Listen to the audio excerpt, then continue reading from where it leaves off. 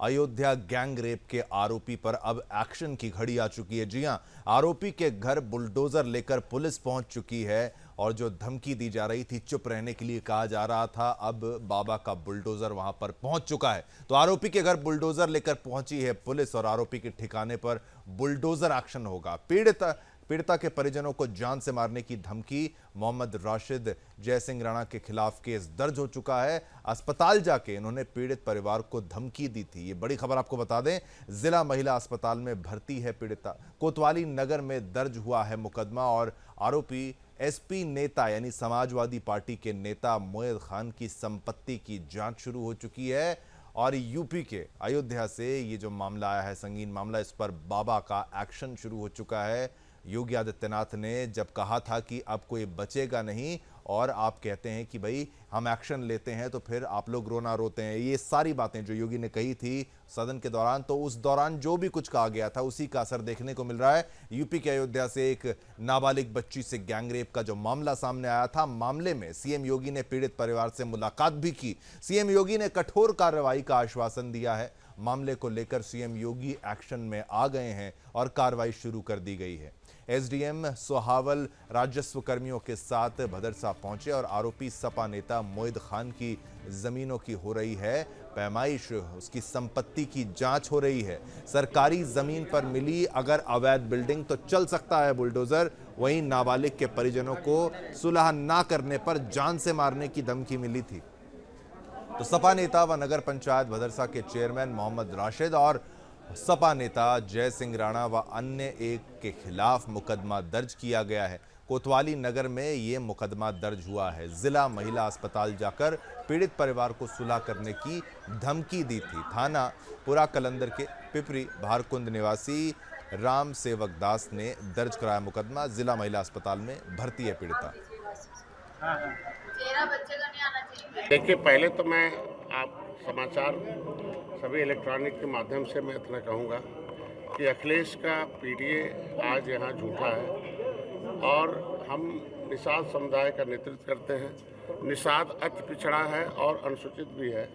ऐसे में महिला अबला भी है और महिला हमारे यहाँ पूजनीय है, उसके साथ अत्याचार हो और पीडीए का नारा देने वाले और अयोध्या में जीत का पीठ थपथपाने वाले, लगता है कि इन अपराधियों के सहारे उनकी जीत हुई है।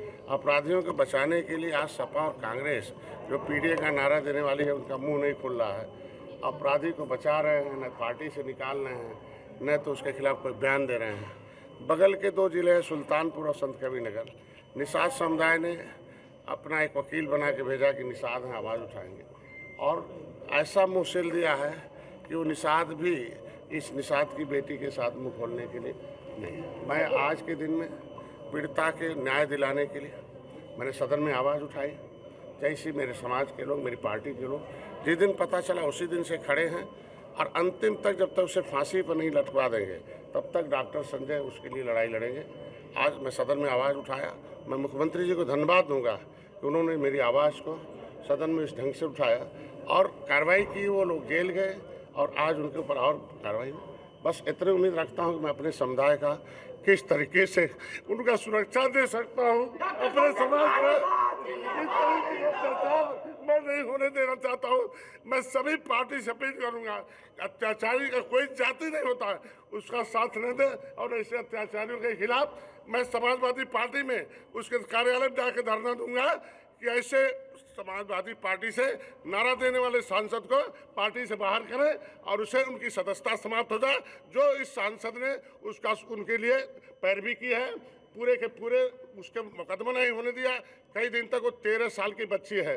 13 साल की बच्ची कहाँ जाएगी, कहाँ मुँह दिखाएगी और किस तरीके से ये मेरे समाज के ऊपर अत्याचार हो रहा है, इसको किस तरीके से होगा।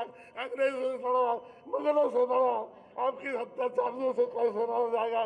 मैं समाज से अपील करता हूँ कि ऐसे लोगों के खिलाफ खड़ा हूँ और अपने न्याय के लिए मेरा साथ दें और मैं उसे जहाँ तक हो सकता है उसे लड़ाई लड़ने का काम करूँगा।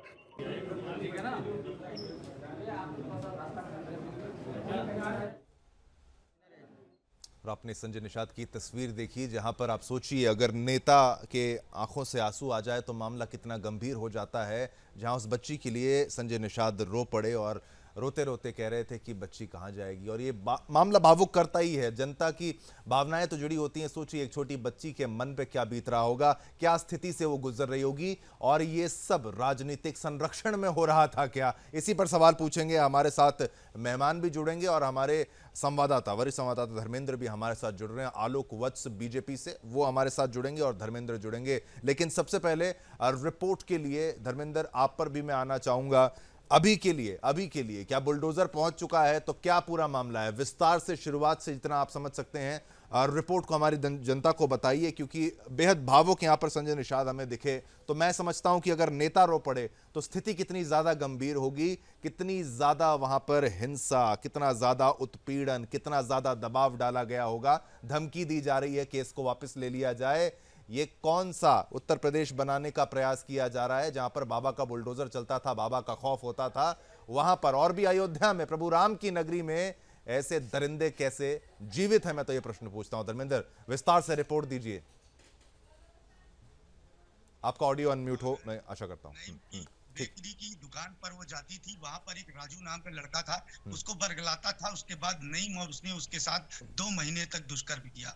दुष्कर्म के बाद जब कुछ दिन बाद उसकी माँ को पता चला कि इसको दिक्कत है, जब इसको दिखाया गया, मेडिकली इसकी जांच हुई, पता चला कि ये 2 महीने की गर्भवती है।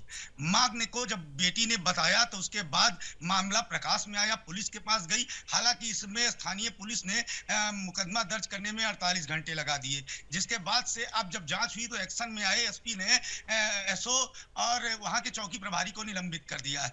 मामला तूल पकड़ता गया, चूंकि आरोपी समाजवादी पार्टी के नेता थे। ऐसे में भाजपा के तमाम संगठन के लोग मैदान में कूद गए उसको न्याय दिलाने के लिए। उनको लगता था कि न्याय नहीं मिल पाएगा, लेकिन योगी जी की सरकार है और उत्तर प्रदेश में इस तरह से बच्चियों के साथ दुष्कर्म करने वालों को कठोर सजा देने का प्रावधान हमेशा से रहा है और ऐसा हुआ भी। उसको अस्पताल में भर्ती कराया गया, लेकिन ये ऐसे लोग हैं जिनको संसद का संरक्षण प्राप्त है। ये लोग उसके रात में 11 बजे अस्पताल पहुंचते हैं 3 लोग, और 3 लोग इसको धमकी देते हैं, उसके परिजनों को धमकी देते हैं। उसके बाद फोर्स आई, चूंकि ये लापरवाही कहेंगे हम पुलिस की कि मौके पर वो मौजूद क्यों नहीं थी और पुलिसकर्मी क्यों नहीं थे।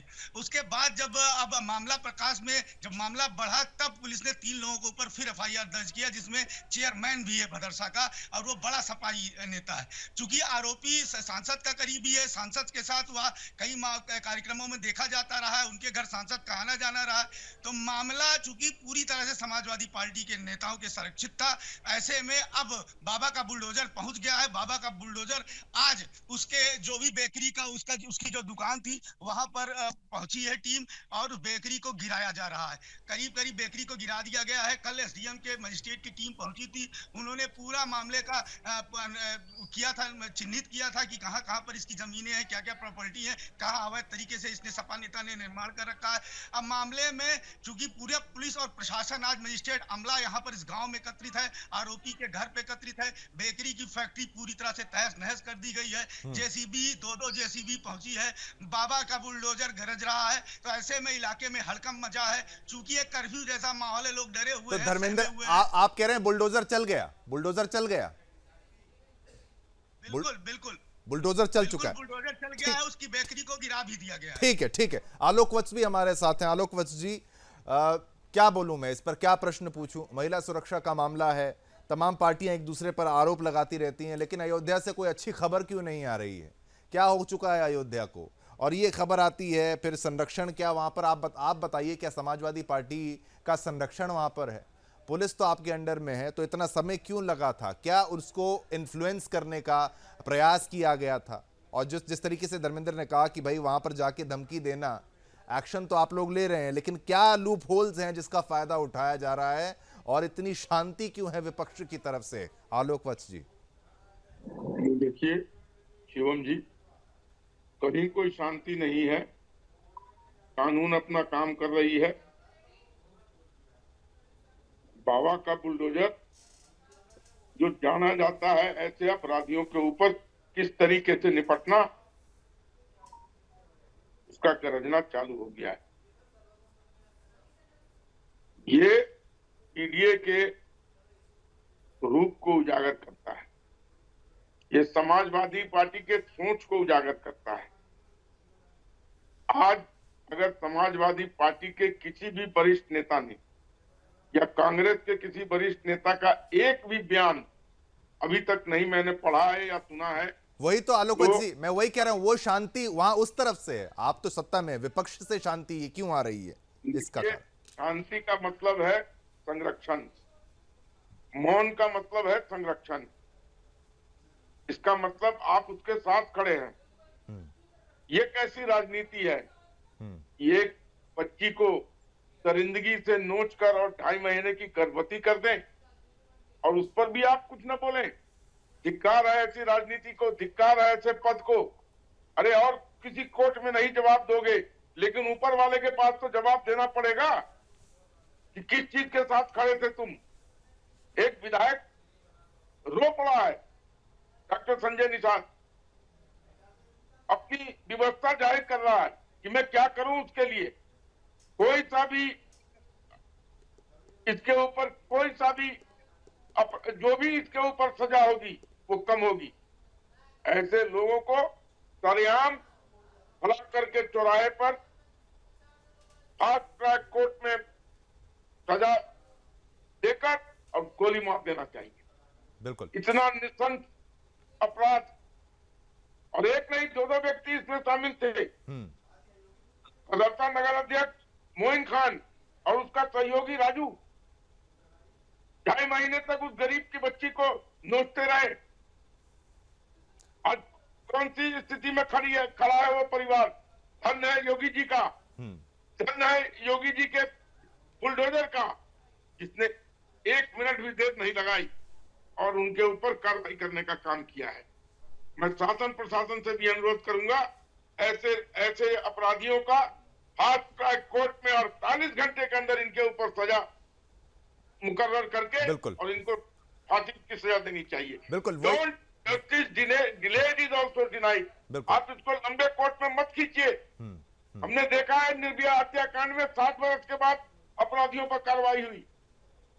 7 वर्ष तक वो मेहमान बन के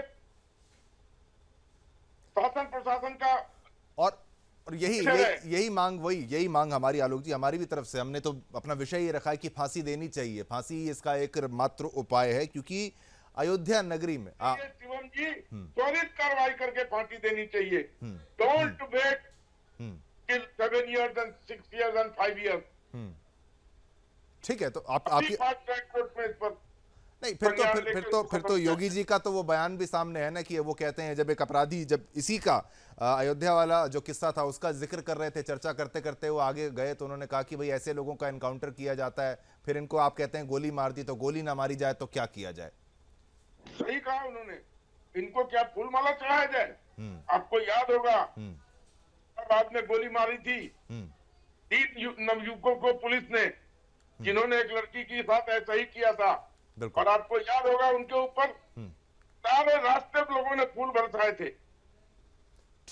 ठीक है, ये तमाम बातें बहुत बहुत मैं धन्यवाद करना चाहूंगा। धर्मेंद्र ने अपडेट दिया, रिपोर्ट बताई, आलोक वत्स भी हमारे साथ थे भाजपा की तरफ से, उन्होंने अपनी प्रतिक्रिया रखी। लेकिन हम भी मांग करते हैं ऐसे दरिंदे को फांसी दो, और राम की नगरी में ये सब तो बर्दाश्त नहीं किया जाएगा। फिर कहते हैं कि भाई देखिए लोगों ने चुना नहीं चुना, ये सब मजाक जो है अपनी तरफ रखा जाए, लेकिन अयोध्या नगरी को इस तरीके से अपवित्र करने का जो प्रयास किया जा रहा है, ऐसे लोगों को फांसी होनी चाहिए।